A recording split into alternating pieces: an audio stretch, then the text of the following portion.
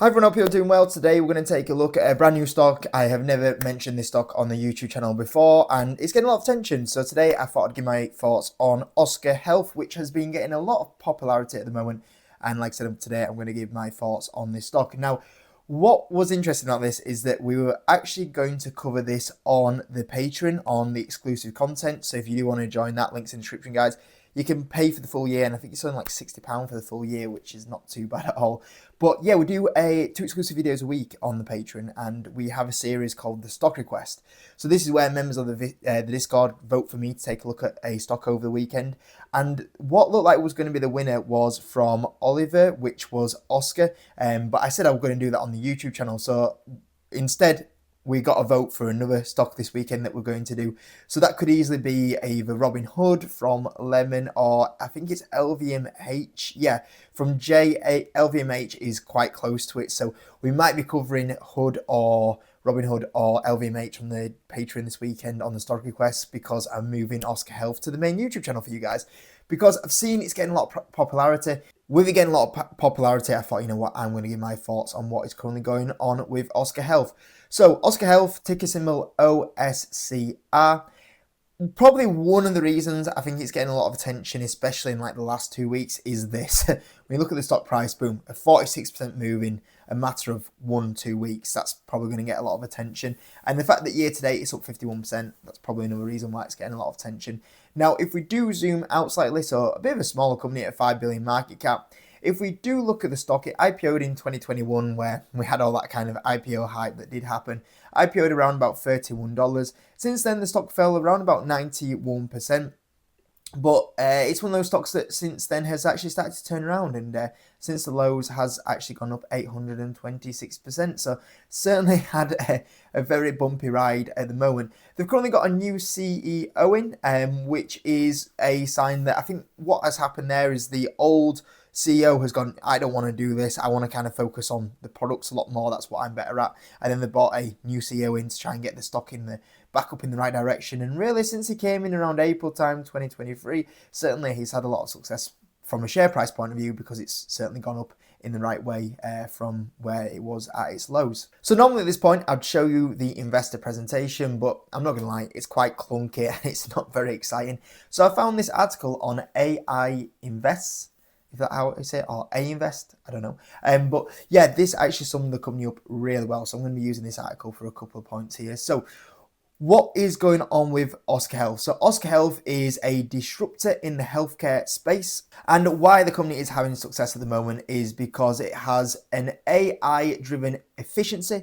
So what Oscar Health are able to do is do a lot of their healthcare insurance through the AI system at the moment, which makes them a lot quicker, a lot more efficient, a lot more profitable, faster compared to a lot of other companies. And the way they're also doing very well is that they're going from the traditional healthcare, which is instead they're going into the ICHRA, which is the individual coverage plan at the moment. So if you don't know what the ICHRA is, it lets employers reimburse employees for individual insurances without the risk or cost of traditional group plans. If we look here, that the ICHRA is currently growing at 15 to 20% annually, which is good growth at the moment. 83% of previous adopters were uninsured because of the big traditional plans that they used to have in place, and it also taps into a 2.5 trillion US healthcare market that has currently been not tapped into that much at the moment. Now, because of the success they've had with this AI efficiency, and also the ability to tap into these individual plans a lot more, is it tapping into a sector that previously maybe not using healthcare services as much, and that's being delivered in the financials. If you do look at the revenue in the last quarter, the revenue was up 42%, which is pretty impressive as well. And also when you look at the profit growth, if we do go on Simple Wall Street, you'll be able to see from where they were previously, where they were loss making, they have actually started to drive up into the profitability range, now achieving a 1.2% profit margin, where previously they were losing 606 million back in 2022, and now making 123 million. And if you do look at the future growth forecast as well, that's only expected to carry on increasing at the moment. As well, this company, cracking balance sheet. If you do look at the balance sheet here, 22% debt to equity, which is absolutely fine. But as well, what they are sat on is a 3 billion of cash. So when you look at a 3 billion cash on a 4.9 billion market cap, yeah, that's quite incredible when you look at a company that has nearly 50% of their cash on the market cap point of view. That I would even go to the far of saying I don't even think I've ever seen that before. So yeah, pretty healthy balance sheet. Now there is risks with Oscar Health. Obviously, why the stock previously didn't perform that well is because financially it was just so loss making. Yeah, it's great having the revenue growth, but as we saw in 2022, the market shifted from a point of view where revenue growth is okay, it doesn't matter what losses you make, and the market went, actually, you know what, we like to see companies that have revenue growth but are also driving up profitability or are achieving profitability. And really, for the next year, Oscar Health didn't achieve that. In fact, the losses actually went in the wrong direction as revenue growth started going up. But then we started to see the change where they actually were able to keep on the revenue growth and the profit growth going up in the right direction. And it's not a coincidence that then what happened is really since 2023, that's when the share price actually started rallying up in Oscar Health. Now, overall, what are my thoughts with Oscar Health, and is there any risks with it? Yeah, there is certainly some risks with Oscar Health. The risks that I personally have with Oscar Health is that I don't really like the healthcare space in the US. It's something I don't really like to touch. It's why I've not touched something like United Health on the current dip at the moment. And the thing that makes me nervous is there's a lot of regulation in this space. We've seen that with the likes of United Health, for example. That makes me nervous. I always don't really like investing in business that has outsources that can affect the businesses. It's why I don't touch the likes of mining stocks. It's why I don't touch the likes of pharma stocks. I don't like that. Now, you might say, well, you got Hims and Hers in the healthcare space, and that's kind of true. But the problem with Hims and Hers, well, not the problem, the great thing with Hims and Hers is that it's direct to consumer. So they just get people paying up front. They keep expanding the products. People keep paying for them as there's more products there. I like that. The problem with the likes of the Oscar Health situation at the moment is like for the ACA premium subsidies at the moment. What happens is that they're currently coming towards an end at the end of 2025, and we don't know what's going to happen going forward. And that's why when you start looking at the forecast at the moment, when you look at 2026, the expectations is there's going to be less money given. So a lot of these, what people have been going for these cheaper individual plans at the moment, maybe they're not as cheap. And then there's the price rises that go on, and people might not be as willing to take on these big higher increases at the moment. And that's why when you look at Oscar Health, the forecasts for 2026 at the moment are the profit is expected to go up, and that's probably because of the how efficient the product is at the moment with a lot of the AI features. But the concern I have is like the revenue growth slows down, and that also makes it tricky for me to forecast because, like I said, these external factors are affecting it, and I don't really like the external factors affecting it. I like it just to be in the business's hands to execute. And then as well, the unpredictability about what goes on. Now, what I've listened to a few other people on YouTube talk about this, and a lot of people have gone, yeah, it'll be all right. But for me, I always like to think worst case scenario because there's been a few situations previously where I invested into a few companies and I've gone in with that attitude of like, yeah, it'll be all right. And then it isn't all right. So I always come to the point of view now where I do like to think worst case scenario, and what if it's not okay? So that's a major concern I have at the moment as well. Now, the other thing is what happens if other companies kind of pick up on the success from Oscar Health. If it's a 2.5 trillion market cap, there's not going to be other businesses that sit there and go, let's just let them get all that market share. What happens if the likes of United Health kind of come in this space and go, we want to get in here? When a company of United Health's, 274 billion start investing in here, can they catch up? Maybe that's a concern if competition, starts picking up. But as this article says here, Oscar Health has currently got a 7-year AI head start at the moment, and obviously with the big cash balance to have, they can just keep improving that, so they're not going to stay still. So I guess that's kind of another counter argument that you do have to this sort of situation here. Another thing that makes me a little nervous in this space is that the lack of ability to make big amounts of profit. So you can see here, Oscar Health currently has a 20% gross margin rate, which is quite normal for this sort of area. And when you look at the profit side of it as well, the profit margins that this company will be able to drag out will probably be capped off at like 10% profit margins. Now, don't get me wrong, if they're able to drag up from 1% to 10% profit margins, this will do very well. But it's not, I think a few people expect it to, go absolutely ballistic, but they're always going to be limited about the amount of, when they're receiving a lot of this good government funding, they're always going to be limited to the amount of profit margins they're ever going to be able to achieve. So, for example, like Hims and Hers, for example, a few people are comparing it to like achieving the levels of profitability that maybe Hims and Hers will be able to achieve. Hims and Hers will be able to achieve more profit than what Oscar Health would be able to do, because they're not limited by the government funding they have, where it's more direct to consumer. So that's obviously another benefit as well from Oscar Health. The other thing for Hims and Hers compared to Oscar Health, the other thing as well is like you only have to look at United Health in the last few months to know things can go wrong every so often in this sort of space. So you look at the likes of United Health at the moment and the big drop that they have. These are the ability that when they look at the medical loss ratio, it's staying okay at 75%. It only takes 1 year where they get the pricing completely wrong, and then all of a sudden what we see is like a higher demand of people needing more healthcare treatments, and then all of a sudden the loss ratio completely changes and you potentially get stung from that point of view. That's also something that kind of plays on the head as well when we see United Health, what's gone on there. When we also do look at the shares outstanding, I'm a little bit disliking the amount of shares outstanding. So we've got the big increase in the shares, and that's obviously with the IPO side of it. But even since then, from where the stock IPO to where we're at right now, there's been nearly a 20% dilution of shareholders by in the last 5 years. I'm not a big fan of getting diluted by 20% in the last 5 years. It's not the worst, but it's certainly not something that I get excited about. And even in like the last 2 years, the stock has the shareholders have been diluted by nearly 10%. Now, the argument could be, when you do look at the stock now, they are getting towards like levels of profitability. So with the levels of profitability now, there might be not as much dilution. You could argue the case from that point of view. That's just something to kind of be aware of when you do look at Oscar Health. But let's look at some numbers really. I mean, overall, like the company is like still at the moment like 29 times 2025 numbers, 28 times 2026 numbers, which isn't too bad. And assuming that they do sort out this situation here and they carry on growing at what the CAGR has been, like 10-20%, this company could do quite well. So what we'll do is we'll just have a look at some numbers. I've run some numbers for you guys. So if we do look at Oscar Health here, I put 10, 15, 20% growth. Like I said, this is quite hard to predict because we've seen the growth rates have been all over the place. And then same again, we don't know what the pricing changes are going to mean for the stock.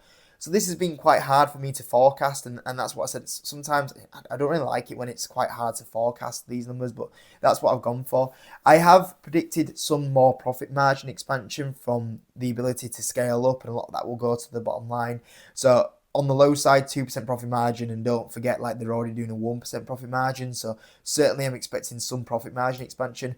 4%, then up to a 6% profit margin. If you look at the earnings, I've gone 20 times earnings, market average at the moment. I don't like forecasting big multiple expansion to start with. And if you do look at the numbers, 29% on the upside on the low numbers. You've got 208% on the mid-side numbers and 448% on the high side. So we've got a big variety of numbers, and that's because obviously there's a big variety of revenue growth and profit growth. But what I would say is that if you do look at the low side, the fact that you still, if they do achieve, profit margins don't get much more than where they're at right now. Certainly there's some expansion, and a 10% revenue growth would be a lot of a bigger slowdown from where they're currently at right now. If you do look at those numbers, the fact that you're not going to lose money is probably a positive sign. And if they do really accelerate and they do get that growth back and they do expand those profit margins, I can see why people getting optimistic about it, because you look at that the upside that's there. As I always say to you guys, when you start running the numbers and on the high side, you start getting a 5-bagger nearly coming up, you've got to be thinking, that's quite interesting. And like I said, that's not with any, big metric expansion.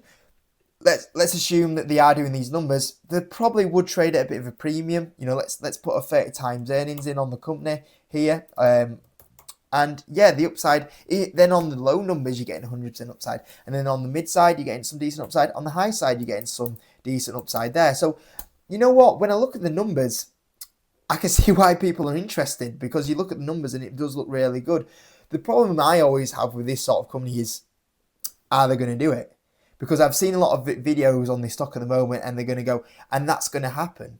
And I go, but is it? That's the only thing that I have. And that's why I don't normally invest in the healthcare space, because we're all assuming the best case scenario is going to happen, and a lot of this is down to outside sources. When it's in the company's hands, I feel a lot better about it. But like I said, at the moment, we're open to a lot more outside impacts. Like, what is going to happen with this like expansion into this ICHRA, this individual coverage? What's going to happen after this year? I think the dilution probably would sort itself out, in my opinion. Yeah, they've got a good balance sheet at the moment. You could even argue the case that, do we work this off like an enterprise value rather than the market cap at the moment, and actually factor that, the actual cash pile in, to be fair. The other thing is, and that's why you look at the forecast, even the analysts are having trouble trying to predict what's going to happen. Are they going to ramp the profitability up potentially?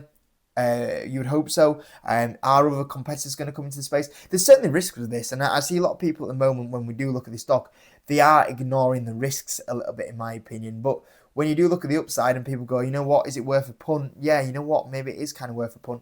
And I'm not going to lie, when I first was doing the research on this company, so I always do the research before running the numbers, and I was doing the research and I went, I'm not going to buy this, because I don't like I said, I've got certain rules, and my rules are like, I don't like buying into this sort of space, and I don't like buying into this space because external factors, can affect it too much. And that's why, even though, like, for example, there's other stocks like, just to take it up, like Pfizer, even though Pfizer looks incredibly cheap at the moment, I've still not bought it, because it's making me nervous that I'm going past my rules a little bit here. And I always say to myself, like, I don't have to force myself to buy every stock in the stock market, because I only need to own 10 of the best ones. And even if I've got a stock that makes me nervous, why go buy it? Because if I see something that I like, I'm going to see something eventually that I really love, and I go, yeah, go buy that one. You really love that one, go buy that stock. And those are the ones that I personally want to go buy. I want to buy the stocks like 100% sure on. And with Oscar Health, I'm not 100% sure on, because I've got the the external factors that affect it. And that originally was my thesis, is that when I did the research notes, I went, I could see why people are buying it, and best of luck to you. If this works out, there's a good chance you make a good money on it. And I thought, the risks for me are just going to put me off. And then I sat down and I ran these numbers and I went, you know what? Even if the numbers aren't amazing, like 10% revenue growth, quite low profit margins, you're still not going to lose money on it. But then it comes to the risk to reward element side of it. Investing is all about risk to reward, and I go, yeah, there's risks there, and certainly with this one, I'd say there's a few more risks there than normal that make me a bit nervous. But when I'm putting the reward in, and and I'm seeing 200% to 440% upside, and if we count metric expansion in, when the numbers are coming up 300 on the mid side, 300% upside to 700% upside on the high side, and you're getting those sort of numbers, I'm thinking, you know what? There's a point where you go, keep it a relatively small position, because it does make you a little bit nervous. But at what point does the upside numbers come where you're looking at 300%, 700% upside, and you go, you know what, I'm just going to put a bit of money in here and let's see what happens. And put an amount of money in that, I'm happy if it goes wrong, but if it goes right and you're making 300, 700% return on that, it could do really well for you. So I've got to have a think on it. Because I originally thought I was going to just completely rule this out because of the risks. And I think a few people are brushing over the risks a little bit. But when I do look at the high side, I can see why a few people are interested in it. The only thing that would maybe make me more confident to maybe go into this is that obviously right now it's had that big jump there of 40%. I mean, if the stock was back down at 15, 14, even $16, then that kind of puts you back into an even more confidence position where the upside now is even better. So for example, if I did drop it down to a 4 billion market cap, and let's just assume it has that drop, I mean, just look at that upside there. You're starting to get a 10 bagger coming up on the high side if they do execute. And then at that point, when do you go, actually, you know what, these risks here, but I put a bit of money on it. And if that 10 bagger does it happen, you do really well. There's another point of view where I'm looking, well, why don't I wait for clarity on what's going on with this, I see the individual coverage plans, and wait for clarity about that. But then I think, if I do wait for that, by the time it comes out, and if it is positive news, You know, this could have a day where it jumps 30-40%. So are you a bit late to the party? I'm going to have to think about it anyway. So, yeah, hope you enjoyed the video, guys. Thanks for watching. Let me know what you think about it in the comment section, and I'll see you in a bit.